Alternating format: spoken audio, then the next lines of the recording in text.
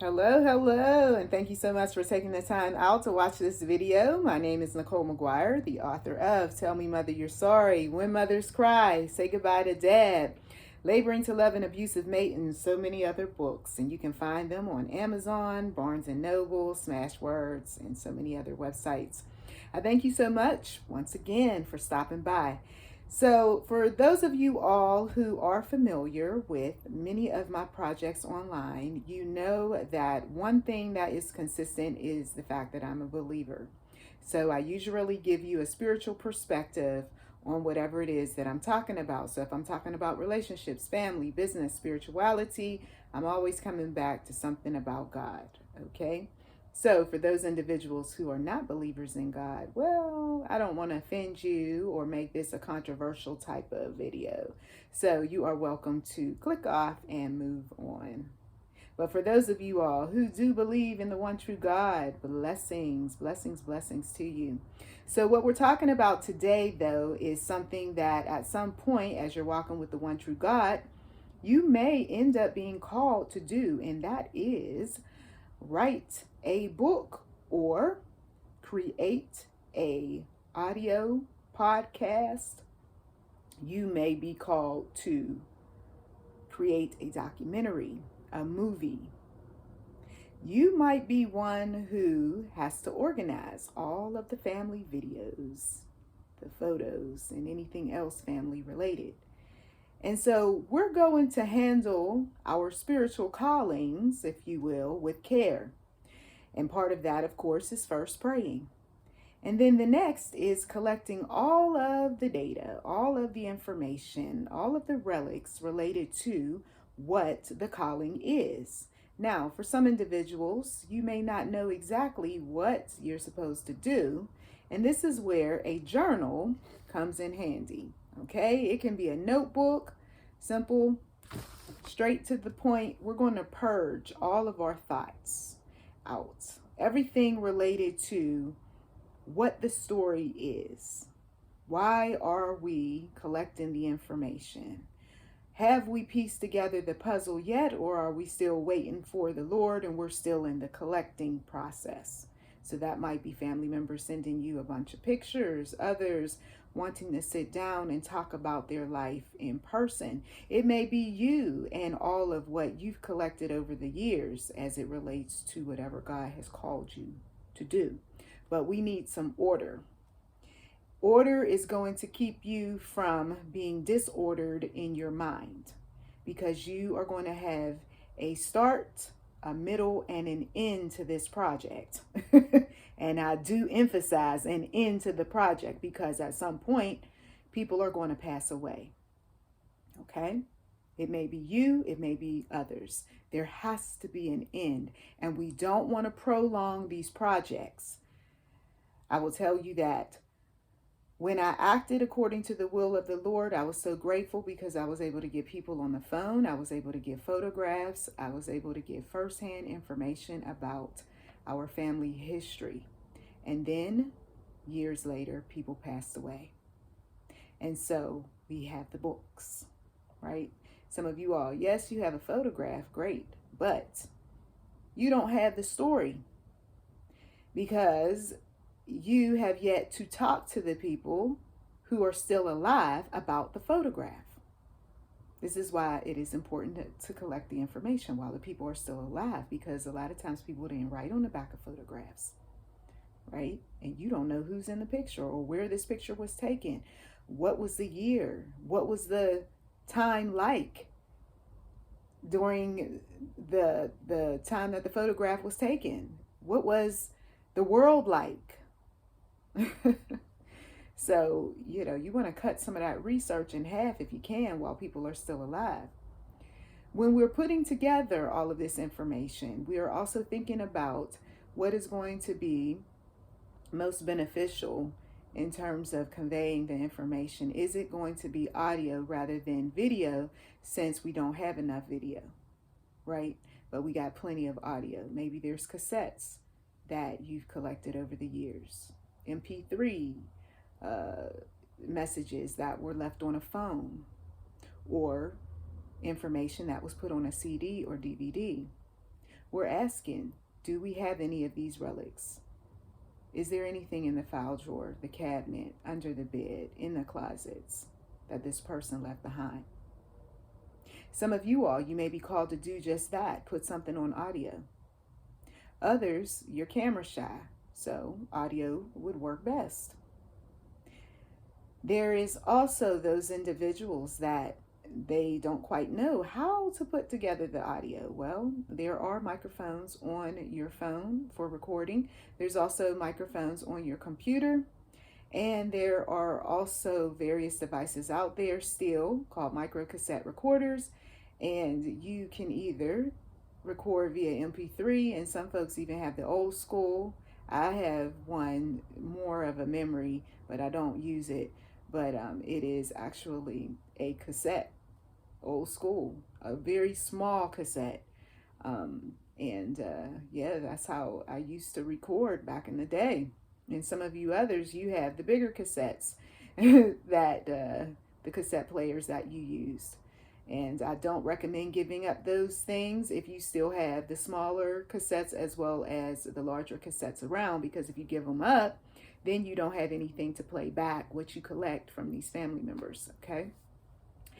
Also, we got DVDs, right? We also have VHSs, and there's also those smaller cassettes too that you can pull information from in putting together the family history. Now, for some of you all, it may not be a history, but more just a chapter of your life. One particular project that I wrapped up not that long ago was that of an individual who wanted simply the COVID struggle starting out. And then we talked about family history to get some background of how life was prior to COVID. And it turned out that that story was very well put together. The individual was able to convey information via text as well as audio and in-person interviews with the wife, and then of course them coming together via phone, and we were able to go ahead and get that project done. Now, for some of you, you might have some information that you need to convey, and that information may require having to fly out somewhere because you want yourself on video. And if that's the case, then if you're paying someone, then you'll have to make those arrangements. Or you can simply have someone film you from afar. If it's not going to be the professional setup with microphones and cameras and all of that, you can just simply set up your phone like I've set up mine and record video and then send it over to the family member who is putting together all of the family history or putting together your project. Now, something that I have done, which is old school, other than use the good old-fashioned notebook, is I've also used index cards for presentations. Yes, there are also ways to do it, of course, using Canva, PowerPoint presentations, all of that using Microsoft PowerPoint.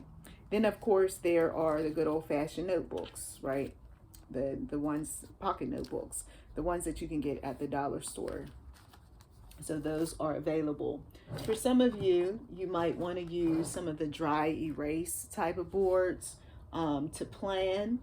And that is helpful too, because sometimes projects change and people decide that instead of doing family history, I just want a chapter of my life, or maybe not giving details about family, but I just want to do a how-to or help guide or reference. And I've done those sorts of projects as well. So it wasn't all about, Nicholl's life from beginning to end, that sort of thing, but more like various examples that I give you, but then we're going right back into the help in the reference guides and all that good stuff. Lots of information that's out there when it comes to putting together projects. But if we're trying to do this rather quickly, maybe someone's dying or maybe someone has just passed away and we still got the family members in town, this is going to be an opportunity for you to just grab that notebook and go ahead on and start writing, grab the camera and start filming people, asking them, of course, the questions. Who, what, when, where, how, why, as it relates to everything that you're trying to convey. So if it's family history, of course, we're talking about where someone is born, what their full name is with spelling. That helps so that when you do further research on Ancestry and other websites, you can be able to look up details about the background.